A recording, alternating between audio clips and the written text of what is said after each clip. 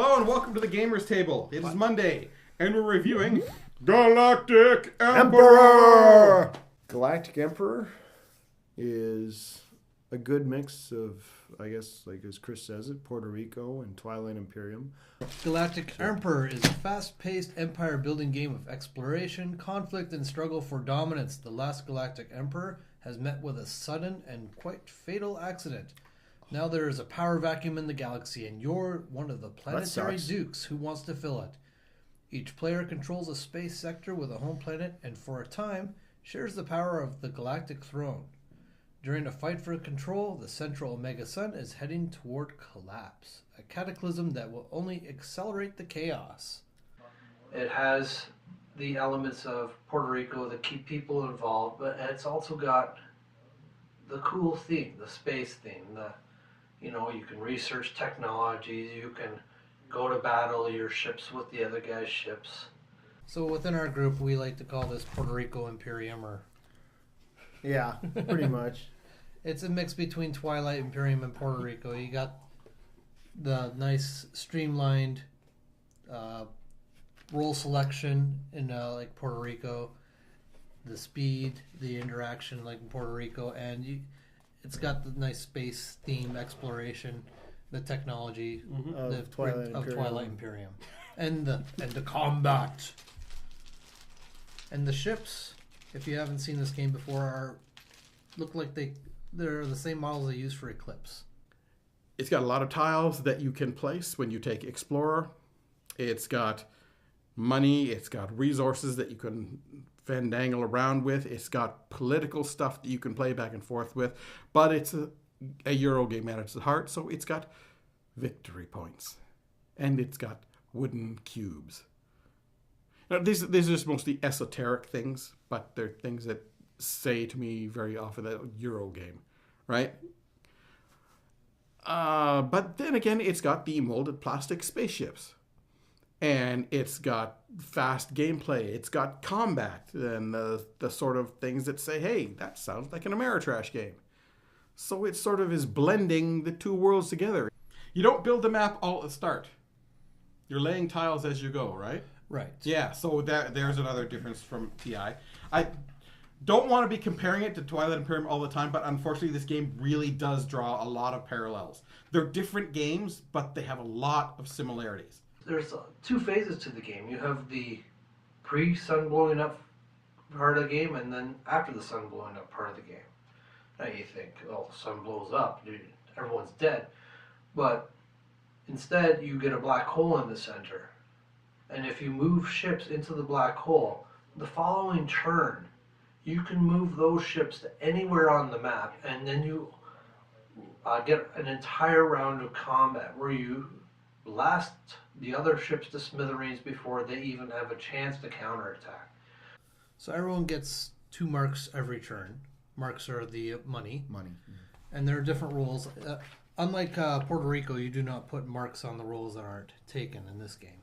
But there are certain roles that become a little bit more tempting to take. Like Explorer. Every round the Explorer isn't taken, another sector tile gets revealed. So whoever takes the Explorer always gets to play the leftover tiles. And that, having the control of what planets and what sectors go where is a big advantage. Mm-hmm. I mean, all the roles have an advantage one way or the other. Pretty good. It's like Puerto Rico, like Twilight, like any game where you have to select a role. You're sitting there waiting for your turn to select. Don't take that one. Don't take that. Oh, man, you took the one I want. How do you always take the one I wanted? Yes. It's like, well, I didn't know you wanted it. Yeah, but if I had told you I wanted it, you still would have taken it. Probably, yeah. Possibly, yeah. So it's, it's anything like Stone Age the same way. You're waiting to get, I need to get that. Oh, man, I can't get that. Okay, I'll get, I can't get that. It's my turn. Well, I don't want any of those ones. I'm going to go play Forbidden Island with the other guys. But like Puerto Rico, you pick a role. You get an advantage to that role, but everyone follows in that role and does something. So there's more of engagement. Other games, there's job choices that someone else is going to grab, and you wanted that, and it's like, oh, great, now what I'm going to do? People might say, hey, why didn't you think about your turn ahead of time? It's like, well, I did, but you took what I wanted, and I can't really blurt out my strategy all the time or think it out loud, because then you're going to screw it up. And, well, you screwed it up anyway. Here I am with another Dungeons & Dragons update. They've recently released a new book, which is Ed Greenwood Presents Elminster's Forgotten Realms. Now, for those of you who remember D&D before it was just fight, move to next fight, fight, move to next fight, fight, this book harkens back to the old days when it was all about the adventure. And I wanted to read you one excerpt from this book just to give you an idea of the sort of things that you'd find in here that you might really be interested in. Day jobs for adventurers. To some extent, the Dungeons & Dragons game has always been an escape from daily life, a chance to be more glamorous, beautiful, skilled, important, dashing, and truly heroic than we are in reality. If that's possible. That part's added. Yet, that doesn't mean D&D should be fast-action clowning in which any behavior is allowed and there's no risk or opposition. The world must be a challenge, and the deeds of the characters should have the power to really change their world, to foster hope and improve lives and do things of lasting importance. Which all sounds very grand. But how? If being an adventurer is simply a matter of chopping apart a dark-hearted tyrant on a throne, or slaying a fearsome dragon, what happens after you do that? Oddly, it comes back to daily, real-world conditions, such as needing to work and have enough money for food and a place to live. And competencies such as acting decisively, making good decisions, building friendships, and networking. Something that you don't see in the core books really mentioned is the idea of the adventurers having an actual life, not just running through whatever area they have to be in, fight whatever monster happens to show up from them, then rest up to get to the next fight. D&D is also about, I don't want to use the quote from that comedy group, but it's a game of the imagination. I can remember sessions when I was running games where for the entire day, and we're talking like 10 or 11 hours of playing, not one fight occurred. Not one. They'd be going through dungeons, maybe, but there'd be no monsters there. Or they'd be in a town trying to figure out why the guardsmen were acting a certain way, or why townspeople were missing. It didn't have anything to do with fighting. It had to do with puzzles. It had to do with a narrative. And that's something that this book right here, will sort of help you get back to.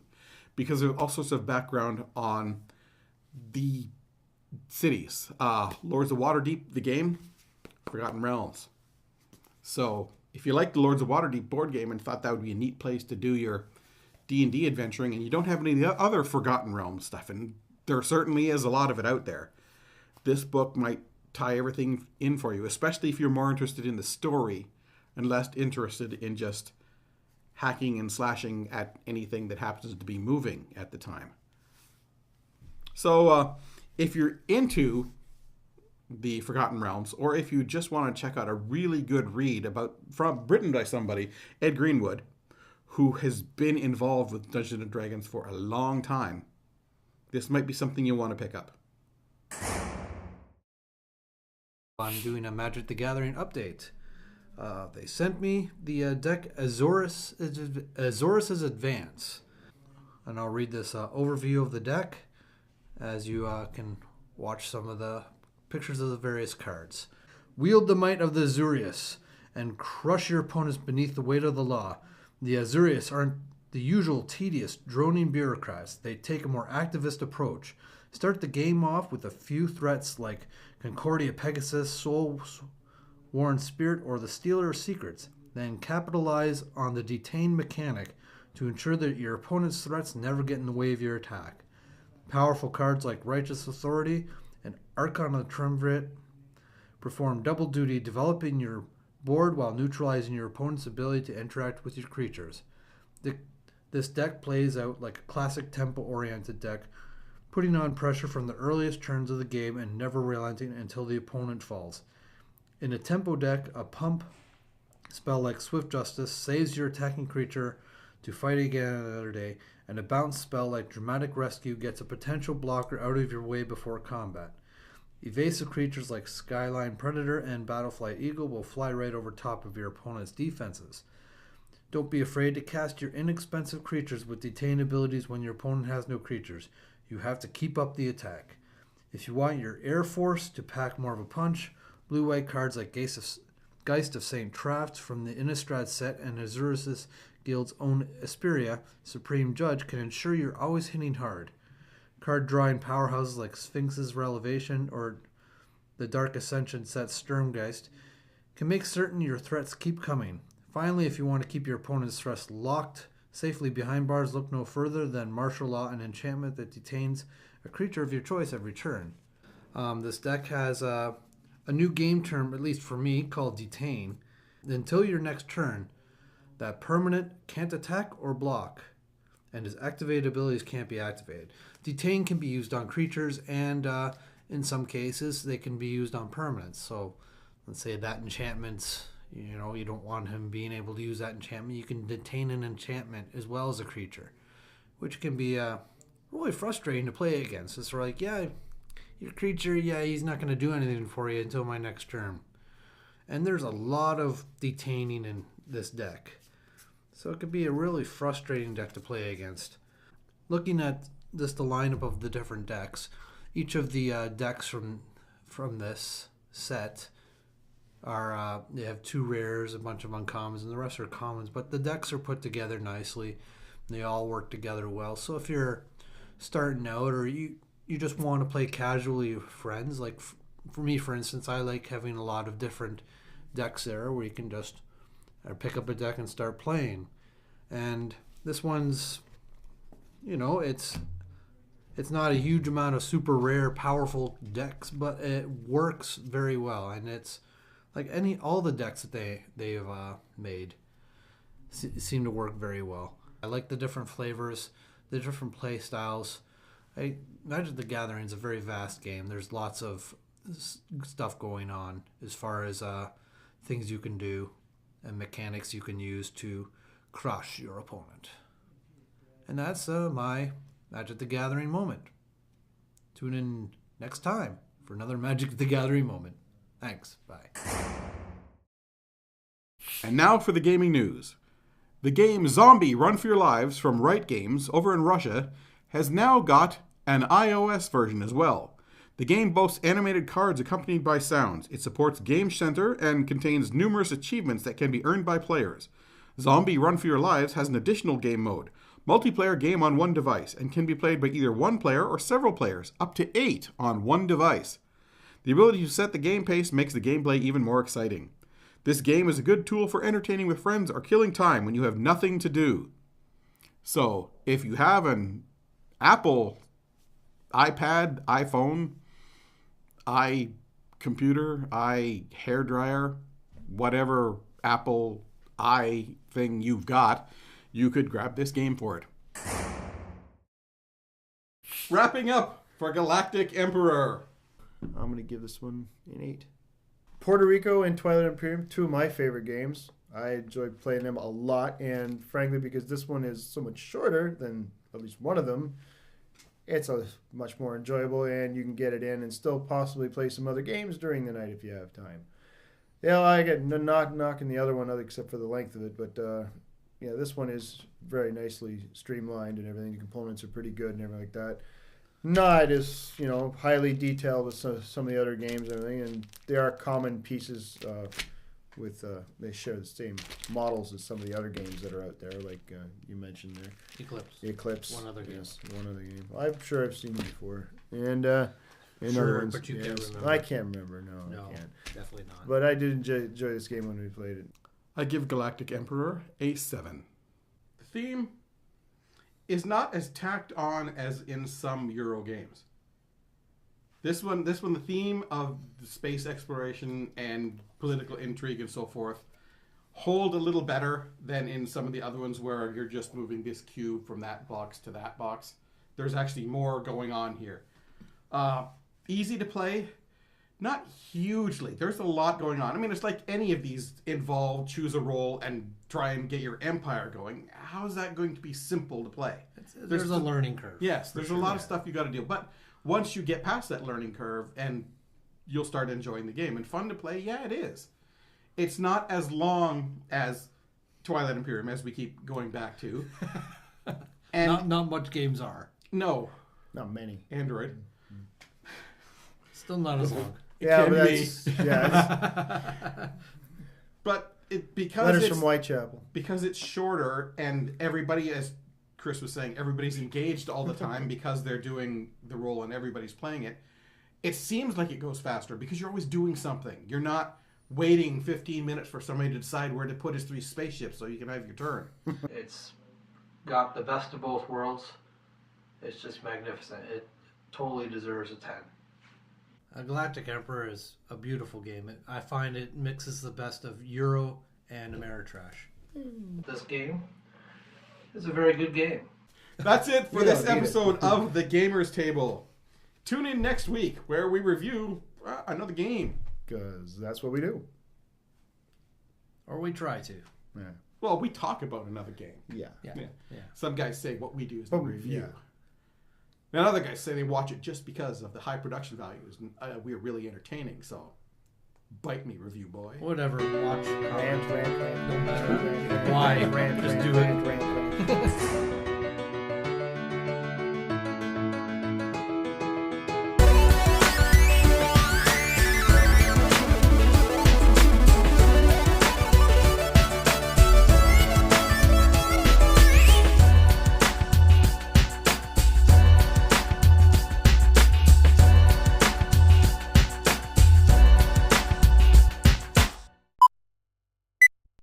Blah, blah, blah, blah, blah. Blah, blah, blah, blah, blah, blah, blah. Everything is Bum, rolling. bum, bum, bum, bum, bum, bum, bum. Bum, bra, bra, bra, bra, bum, bum, bum. We got stuff in the box here. Lots of stuff in the box here. That's mine. That's red. I got that one. Chris, you can't have that. That's a pretty simple board there. You get all the tiles, spaces laid out on here already, so you can just match them up. It's not really working too well. I got a pop in my other Good, hand you here. built a tent. I built a tent.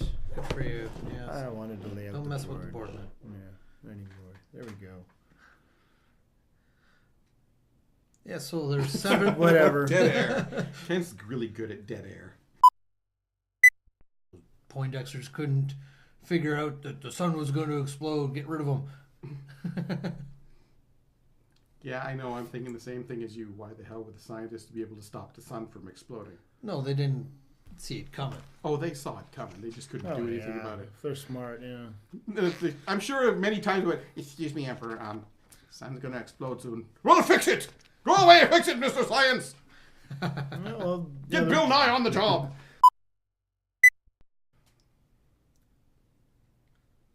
Yep. Yep. That's the game. Wow. He liked this game. It's a very good game. It's me, Galactic Emperor. I knew that was coming. I was tempted to do a Mario, but no, he did it anyway. Well, I don't have the hat on, though. Yeah. Yeah. Yeah. Yeah. Yeah, definitely Which seems isn't plastic. a bad game there either. Yeah,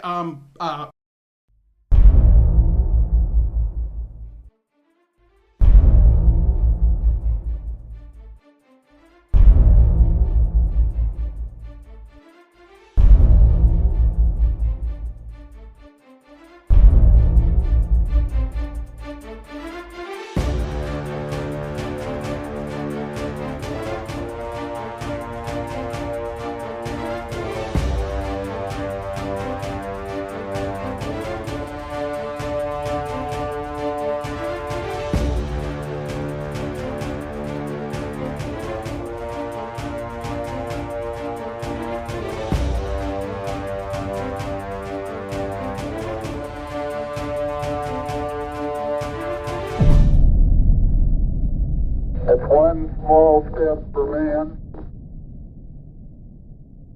one giant leap for mankind. And that's all I have to say about that. Thank you for listening and watching and commenting. See you later.